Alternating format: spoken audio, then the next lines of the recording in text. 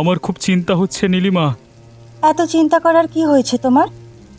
বিশ্বাস করো, আমার কিছু ভালো লাগছে না। কি ভালো লাগছে না তোমার? এমনিতে সংসারের অবস্থা খারাপ, তার উপরে বর্ষার জন্য চাষের জমি ডুবে গিয়ে সব ধান খারাপ হয়ে গেছে। এবারে এত টাকা চাষের মধ্যে ডুবে গেলে উল্টে কিছু ফল পেলাম না। কিভাবে যে সংসার চালাবো কিছু বুঝতে পারছি না। তোমার কি মনে হয় চিন্তা করলেই সব ঠিক হয়ে যাবে? কিন্তু তাও তো চিন্তাটাকে কিছুতেই দূর করতে পারছি না। আমার উপর একটু ভরসা রাখো, দেখো আমরা দুজনে মিলে কিছু একটা ব্যবস্থা করে নেব। কি যে ব্যবস্থা করব সেটাই তো মাথায় আসছে না। মাথায় আসছে না বলেই যে হার মেনে নেব, চিন্তা করে শরীর খারাপ করবে, এটাও তো ঠিক নয়। তোমাকে শুধুই আমি কষ্ট দিলাম সারা জীবন গো। জীবনের তো এখনো অনেক পথ বাকি, এই তো সবে শুরু। তুমি ভরসা দিচ্ছ সেটুকুই আমি ভরসা পাচ্ছি, কিন্তু কতটা যে কি করতে পারবো সেটা জানি না। দেখোই না, সব ঠিক হয়ে যাবে। তবু আমি চেষ্টা করব কিছু একটা করবার। কথায় আছে না, যতক্ষণ শ্বাস ততক্ষণ আশ। তুমি যখন আমার পাশে আছো তখন আমি হেরে যাব না, লড়াই করে যাব গো। এই লড়াই করে যাওয়াটাই আসল কথা, লড়াই আমাদের করে যেতেই হবে।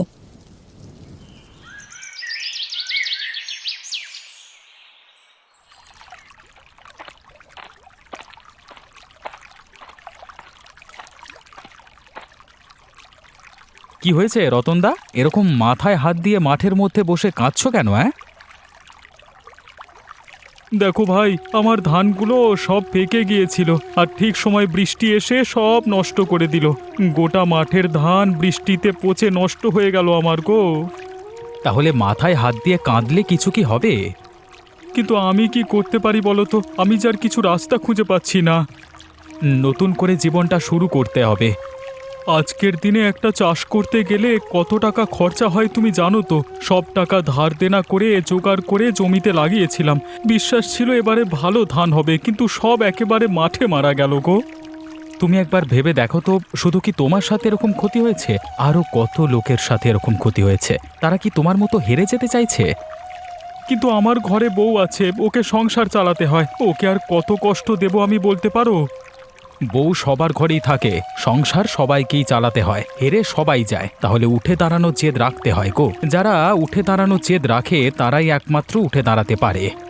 কিন্তু আমি কিসের ভরসায় দাঁড়াবো বলতে পারো? নিজের ভরসায় দাঁড়াবে, বাকি আমরা তোমার পাশে আছি। তোমরা যে পাশে আছো সেটাই আমার ভরসা। শেষ চেষ্টা করে দেখবো একবার কতদূর কি করতে পারি।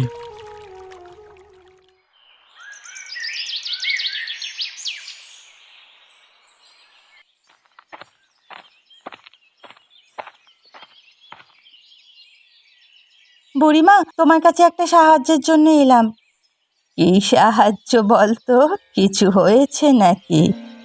জানোই তো আমাদের অভাবের সংসারের কথা, তার মধ্যে আবার জমির সব ধান বর্ষায় পচে গিয়ে একেবারে ভিখারির অবস্থা হয়েছে আমাদের। একটা যদি আমি কিছু করতে না পারি তাহলে রতনের মুখের দিকে আর তাকানো যাচ্ছে না। কি করতে চাস তুই? সেই বুদ্ধি নেওয়ার জন্যই তো তোমার কাছে এলাম। দেখ, তুই ভালো খাবারের দোকান দিতে পারিস, কারণ তুই ভালো রান্না করিস। কিন্তু আমাদের দোকান থেকে লোক কেন খাবার কিনতে যাবে বলো তো? কিনবে, কারণ তুই যেটা রান্না করবি সেটা এই গ্রামে আর কোথাও পাওয়া যায় না। কিন্তু এরকম কোনো রান্না তো আমি জানি না।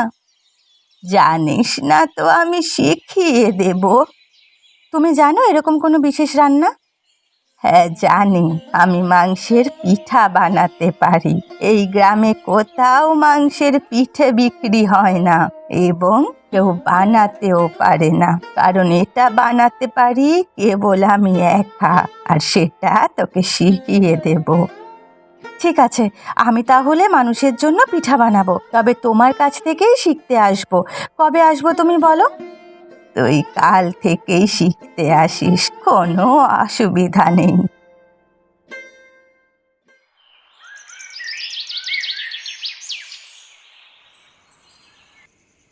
শোনো না, আজ বুড়িমার কাছে গিয়েছিলাম। আমিও গিয়েছিলাম পলাশের কাছে, মানে পলাশের সাথে দেখা হয়েছিল। কি বললেন বুড়িমা? বুড়িমাকে জিজ্ঞেস করেছিলাম আমাদের সংসার কিভাবে চলবে। কি বললেন বুড়িমা? বুড়িমা কাল থেকে ওনার বাড়িতে যেতে বলেছেন উনি খুব ভালো মাংসের পিঠা বানাতে পারেন, আমাকে শিখিয়ে দেবেন। পলাশ বলছিল ঘুরে দাঁড়ানোর জন্য একটা ব্যবসা করতে, ওর এই ব্যাপারে অভিজ্ঞতা আছে, তাই সাহায্য করবে। বাহ, তাহলে তো হয়েই গেল। বুড়িমাও বলছিলেন ব্যবসা করতে, পলাশও বলছে। তাহলে আমি বুড়িমার থেকে পিঠে বানানোটা শিখে নেই, আর তুমি পলাশের থেকে ব্যবসাটা শিখে নাও। তাহলে নতুন করে একটা ব্যবসা শুরু করা যাবে। এমন ব্যবসা হবে যে এই গ্রামে এর আগে কখনো কেউ করেনি। তবে আমাদের দোকান চলবে। তাছাড়া বুড়িমা খুব ভালো রান্না করতে পারেন, আর তাছাড়া শহরে যাওয়ার কারণে পলাশেরও ব্যবসার বুদ্ধিটা খুব ভালো। আমরা নিশ্চয়ই ঘুরে দাঁড়াতে পারবো, কি বলো? যদি আমরা ঠিকঠাক করে চালাতে পারি নিশ্চয়ই পারবো। তাহলে কি তুমি কাল থেকেই বুড়িমার কাছে যাবে? হ্যাঁ, ভাবছি কাল থেকেই বুড়িমার কাছে যাব। যত তাড়াতাড়ি শুরু করা যায় ততই ভালো।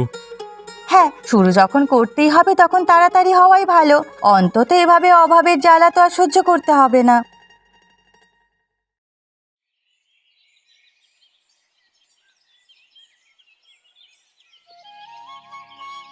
দেখো তো হয়েছে। হ্যাঁ, ভালো হচ্ছে, আরো ভালো হতে হবে। তোমার কি মনে হচ্ছে আমাদের দোকানটা চলবে তো? নিশ্চয়ই চলবে। তুই রান্নাটা একবার ভালো করে শিখে গেলে দেখবি সবাই পছন্দ করবে, কারণ এরকম জিনিস শহর ছাড়া আর কোথাও পাওয়া যায় না। তাও বা শহরে কয়েকটা দোকানেই কেবলমাত্র ভালো করে। কিন্তু একটা বিষয়ে আমি একটু চিন্তায় আছি। কি বিষয় বল? মাংসের পিঠে বানাতে গেলে মাংস কিনতে হবে বেশি করে, আরও কত খরচা আছে শুরুতে। সেই সব টাকা কোথায় জোগাড় করবো বলো তো? অল্প যা কিছু তোদের সঞ্চয় আছে সেগুলো দিয়ে আপাতত শুরু কর। বাকি কাঁচা মাল যা হবে ধার বাকি দিয়ে কিনবি, আর যা টাকা রোজগার হবে সেগুলো দিয়ে মেটানোর চেষ্টা করবি। হ্যাঁ, ঠিক বলেছ, এটা খুব ভালো বুদ্ধি। তোরা এগিয়ে যা, আমরা তোর পাশে আছি। সে কথাই হচ্ছিল কাল রতনের সাথে। তোমরা যদি একটু ভরসা না দিতে আমরা এগোতেই পারতাম না কোনোদিন। এই ভরসাটা আছে আর সারা জীবন থাকবে, চিন্তা করিস না।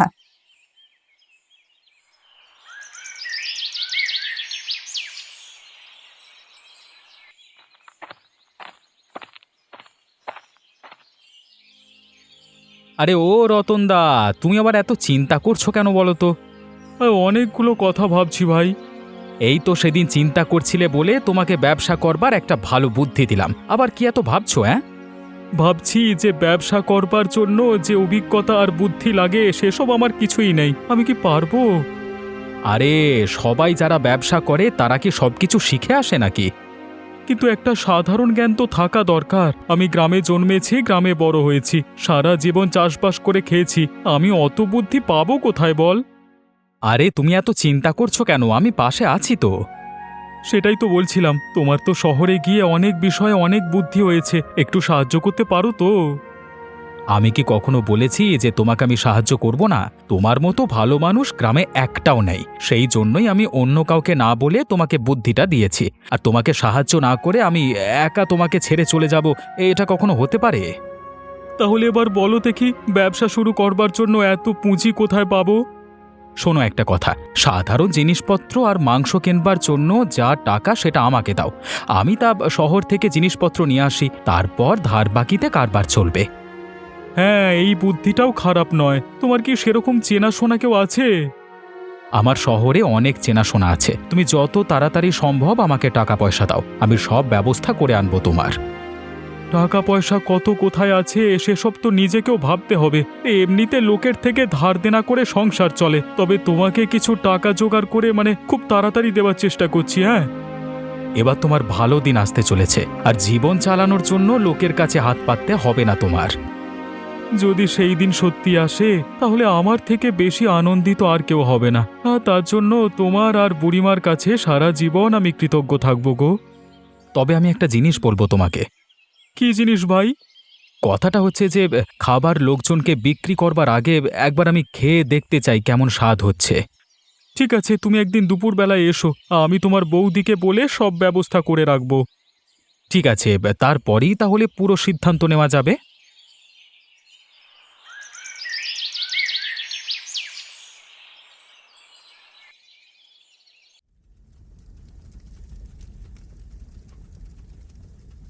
পলাশ, তোমাকে আর দুটো পিঠে দিই?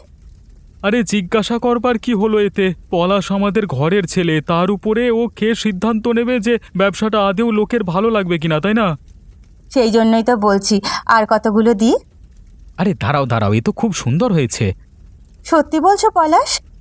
হ্যাঁ বৌদি, একদম সত্যি কথা বলছি। এরকম জিনিস শহরেও পাওয়া যায় না। আমি তোমাকে হলপ করে বলতে পারি। তাহলে আমাদের মাংসের পিঠে চলবে বলো?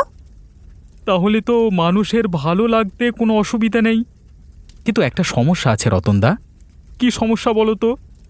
এটা বুড়িমা মাংসের পিঠে বললেও আসলে মাংসের পিঠে নয়। তাহলে এটা কি? এটা যদি মাংসের পিঠে বলে বিক্রি করে তাহলে যত না বিক্রি হবে, এর আসল নামে বিক্রি করলে বিক্রি হয় তার থেকেও বেশি। কারণ মানুষ এই খাবারটা খেতে চায়, অথচ এই গ্রামে গঞ্জে সেটা পাওয়া যায় না, কারণ কেউ বানাতে পারে না। এটার নাম কি? মুরগির মাংসের মোমো। শহরে বড় বড় মোমোর দোকান আছে, সেখান থেকে সবাই মোমো কিনে খায়, কিন্তু গ্রামে কেউ খেতে পারে না, কারণ ইচ্ছে থাকলেও উপায় নেই। তাহলে আমরা যদি এই নামে চালাই তাহলে লোকে কিনবে বল? অবশ্যই কিনবে, ভালো লাগবে এবং লোকে হইচই করে কিনবে। তাহলে এবার থেকে এই নামেই দোকানের নাম দেওয়া হবে। হ্যাঁ, নাম দেওয়া হবে রতন নীলিমার মোমোর দোকান।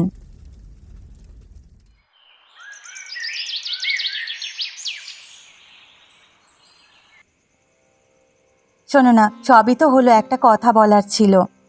হ্যাঁ বলো, কি কথা বলবে? কথাটা হচ্ছে, বুড়িমা বলছিল যে আমাদের কাছে জমানো টাকা পয়সা যা আছে সেগুলো দিয়ে আপাতত ধার বাকিতে ব্যবসা শুরু করতে। পলাশ আমাকে ও কথাই বলছিল, কিন্তু আমাদের কাছে টাকা কোথায়? যা জমানো টাকা পয়সা আছে সেগুলো এক জায়গায় করে দিয়ে দাও। পলাশকে দেবো ভাবছি, কারণ ও বলেছে শহরে অনেক চেনা জানা আছে, শহর থেকে নিয়ে এসে ব্যবসা করবে। প্রথমে ধার বাকিতে আনবে কিছু কিছু টাকা দিয়ে, তারপর আমরা ব্যবসা শুরু হয়ে গেলে মিটিয়ে দেব। হ্যাঁ, ওর অনেক বুদ্ধি আছে, ওকে দায়িত্বটা দিয়ে দাও, ও ভালো করে করতে পারবে।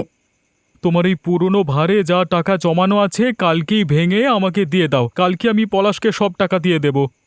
এবারে মনে হচ্ছে আমরা সফল হতে চলেছি। আমারও মনে হচ্ছে দুঃখের দিন কাটতে চলেছে।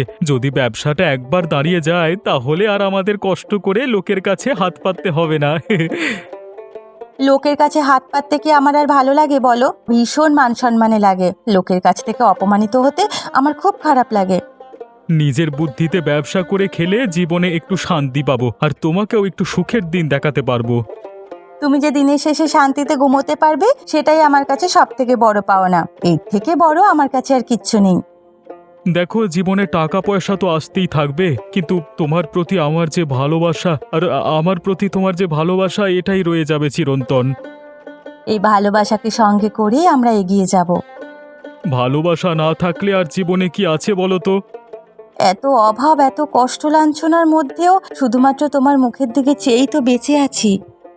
এই যে মাঠে আমাদের সব ফসল নষ্ট হয়ে গেল, এরপরে বেঁচে থাকার আমার একটু ইচ্ছে করছিল না, কিন্তু তুমি আমাকে ভরসা দিলে বলি তো আজকে আবার উঠে দাঁড়ানোর চেষ্টা করছি। দেখো, আমরা সেই চেষ্টায় ঠিক সফল হব। ওপরওয়ালার ইচ্ছে থাকলে নিশ্চয়ই হতে পারবো আমরা, সে বিশ্বাস আমারও আছে। ঠিক আছে, অনেক রাত হলো, এবার ঘুমিয়ে পড়ো। তুমিও ঘুমিয়ে পড়ো, কালকে সকাল থেকে নতুন যুদ্ধ শুরু করতে হবে, আর যতই বাধা বিপত্তি আসুক আমরাই জিতবো, বিশ্বাস রাখো শুধু।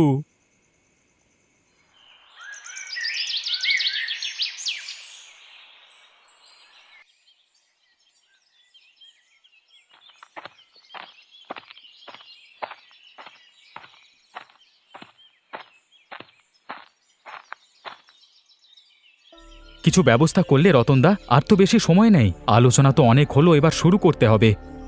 একটা কথা বলবো পলাশ, কিছু মনে করবে না তো? একটা কেন, হাজারটা কথা বলো। তুমি তো জানো ভাই, আমরা খুব গরিব মানুষ, আমাদের কাছে টাকা পয়সা কিছুই নেই, তবু এ কটা মাত্র টাকা আমি আমার শেষ সম্বল তোমার বৌদির কাছ থেকে নিয়ে এসেছি গো। যারা নতুন কিছু শুরু করে তারা এইভাবেই শুরু করে, বুঝলে? আমি বলছি যে এই টাকাগুলো বিশ্বাস করে তোমাকে দিচ্ছি, দেখো ভাই সঠিক যেন কাজে লাগে। হ্যাঁ ভাই। আরে তুমি এত চিন্তা করো না তো, সব ঠিক কাজে লাগবে। তুমি কি আমাকে বিশ্বাস করো না? তোমাকে বিশ্বাস করি বলেই তো তোমার উপরে ভরসা করে আছি, কিন্তু এ জীবনে অনেক তো বিশ্বাস ভাঙলো, তাই বড্ড কষ্ট হয়। ভেবো না, তোমাদের ভালো দিন আসতে চলেছে। আসলে নিজের কপালের উপর নিজের বিশ্বাস হয় না মাঝে মাঝে, বুঝলে? সেই জন্যই তো আমি তোমাদের সাহায্য করতে চাই। এই নাও, টাকাগুলো নাও, আর যত তাড়াতাড়ি সম্ভব জিনিসপত্রগুলো নিয়ে গ্রামে ফিরে এসো। সে তো অবশ্যই।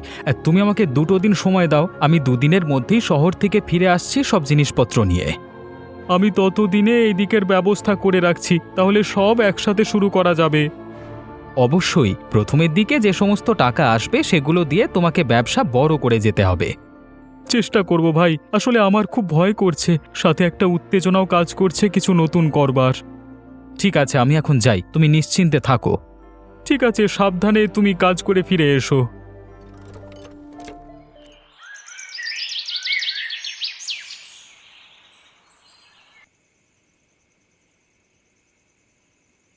কি হলো তোমার? পলাশ কোথায়? তুমি যে ওকে এতগুলো টাকা দিয়েছিলে, এখনো পর্যন্ত তো ও ফিরে এলো না। আমার মনে হচ্ছে পলাশ আর ফিরবে না গো। মানে কি বলতে চাইছো তুমি? আমি এই 1 সপ্তাহে ওদের বাড়িতে রোজ গেছি, ওর খোঁজ কেউ দিতে পারিনি। সেই যে আমার টাকাগুলো নিয়ে শহরে গেছে, তারপর থেকে আর ফিরে আসেনি। তাহলে কি আমাদের সব শেষ হয়ে গেল? এবার থেকে কি আবার আমাদের ভিক্ষে করে দিন কাটাতে হবে? আমি কিছু বুঝতে পারছি না, কয়েকদিন ধরে আমার মাথায় একদম কাজ করছে না। কিন্তু পলাশ কোনোদিন চিটিংবাজি করবে সেটা আমি স্বপ্নেও ভাবিনি। ভাবতে তো আমিও পারিনি, তাই জন্য তো ওর উপর ভরসা করেছিলাম। এদিকে ঝড় বৃষ্টি আসছে, ঘরের তো দূরের অবস্থা, কোথায় যাব কি করব কিচ্ছু বুঝতে পারছি না। গ্রামের অনেক লোক জেনে গেছিল আমরা নতুন করে ব্যবসা শুরু করতে চাইছি। সবার সামনে আমাদের মান সম্মান বলে আর কিছু থাকবে না গো। আমার খুব কষ্ট হচ্ছে, আমি মেনে নিতে পারছি না। ওপরওয়ালার উপর ভরসা রাখো, তিনি একমাত্র পারবেন সব ঠিক করে দিতে। বাকি আমরা কষ্ট পেয়ে ভাবনা চিন্তা করেও কিছু করতে পারবো না।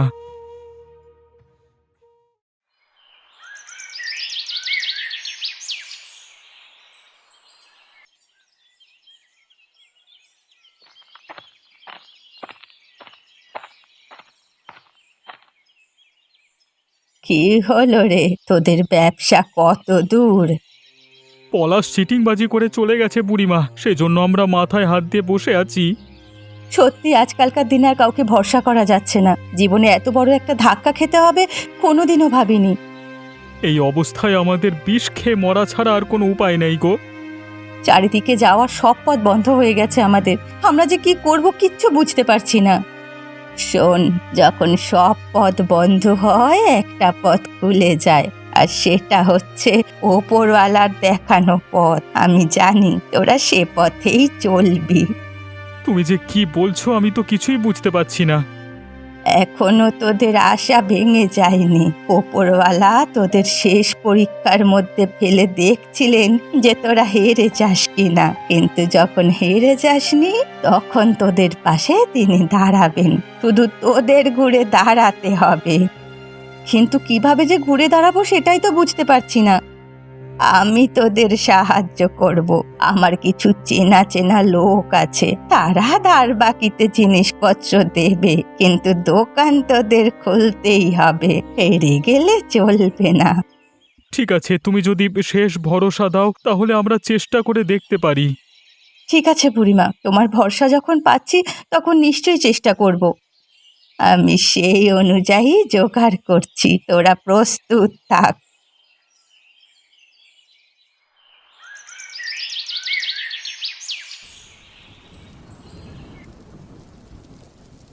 দেখো, আমি আর কিছু ভাবতে পারছি না। কাল থেকে দোকান খোলার ভাবনা, এদিকে এত জোরে বৃষ্টি এসে গেল। বৃষ্টি আসুক আর যাই আসুক, যদি ঝড়ে এই গ্রামে যায় তাও আমি কালকে দোকান খুলবই, আর এটাই আমাদের জেদ। কিন্তু তাতে তো ক্ষতির সম্ভাবনা বেশি। দোকান যদি আমরা কালকে খুলতে না পারি তাহলে ক্ষতির চিন্তা বেশি। যদি কালকে খুলতে না পারি তাহলে হয়তো আমরা সারা জীবনের জন্য হেরে যাব। কিন্তু যদি হিতে বিপরীত হয়, যদি ভালো করতে গিয়ে খারাপ হয়? আর কোনো খারাপ ভাবনা আমি ভাববো না গো। অনেক খারাপ আমাদের সাথে হয়েছে। যখন পিঠ থেকে গেছে দেওয়ালে তখন ঘুরে দাঁড়াতে হবে এরপর। ঠিক আছে, তুমি যখন এতটা বিশ্বাস রাখছো আমাদের প্রতি, তখন কাল থেকেই দোকান খোলা হবে। কিন্তু ঝড় বৃষ্টি মাথায় করে কেউ কি আর খেতে আসবে? আসবে, লোকে জানে একটা ভালো কিছু জিনিসের ব্যবসা শুরু করতে চলেছি আমরা। আর তাছাড়া বৃষ্টির দিনে মোমো খেতে ভালোই লাগবে। তোমার যখন বিশ্বাস আছে তাহলে কাল থেকেই আমরা ব্যবসা শুরু করব। সমস্ত অপমানের প্রতিশোধ এবারে ফিরিয়ে দিতে হবে আমাদের। সমস্ত চোখের জলের দাম এবারে উসুল করবার সময় হয়ে এসেছে।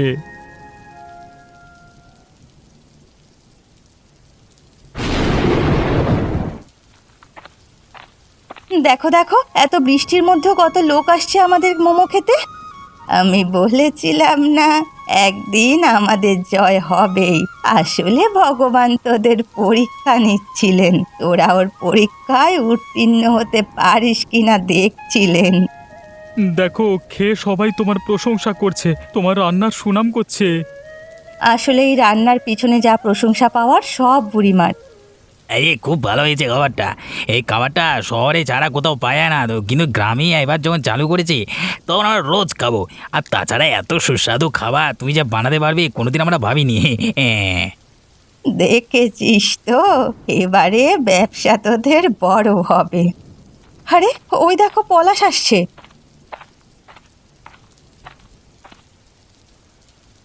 ওই শয়তানটাকে আমি আজকে দেখাবো। কোথায় ছিলি তুই এতদিন? তোর জ্ঞান বুদ্ধি নেই? আমি তোমাদের কাছে হাত জোর করে ক্ষমা চাইছি। তোমরা হয়তো ভেবেছো যে আমি পয়সা নিয়ে চিটিংবাজি করে চলে গেছি, কিন্তু শহরে যেতেই এমন ঝড় বৃষ্টি শুরু হলো, আমি বিপদের মধ্যে পড়ে গেছিলাম। তারপর জানোই তো, শহর ভালো জায়গা নয়। কত লোকের সাথে কত ঝামেলা করে আজকে আমি ফিরে এসেছি। তোমাদের টাকা আমি সঙ্গে এনেছি, 1 টাকাও তোমাদের চিটিংবাজি করিনি। তোমাদের দেখে আজকে খুব ভালো লাগছে গো। বলেছিলাম না, পলাশ কখনো চিটিংবাজি করতে পারে না। দেখো, আমাদের দোকান থেকে সবাই খাবার খাচ্ছে, আমরা সুখের দিন দেখতে পাবো, এর থেকে বড় কথা পলাশ যে আমাদের সাথে কোনো খারাপ কাজ করেনি, ও সুস্থভাবে ফিরে এসেছে, এটাই আমাদের কাছে সব থেকে বড় পাওনা। বৃষ্টির দিনে খোলা এই নতুন ব্যবসা এবার থেকে আমরা সবাই মিলে করব।